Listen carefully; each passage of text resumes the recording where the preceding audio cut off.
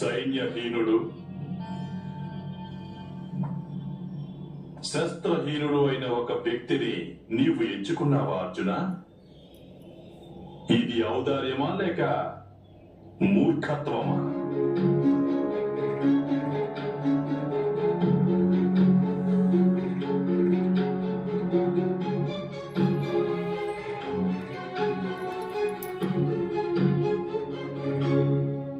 మనం చెరుకు రసాన్ని ఒక పాత్రలో తీసుకున్నప్పుడు ప్రాముఖ్యం కేవలం రసానిదే కానీ చెరుకుది కాదు. యువరాజా దుర్యోధన, నీవు యథార్థం చెప్పావు అర్జున.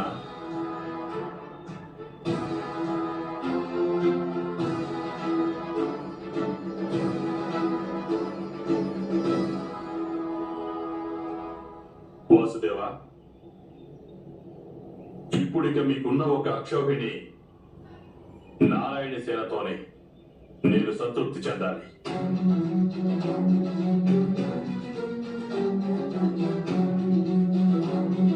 శుభం దుర్యోధన.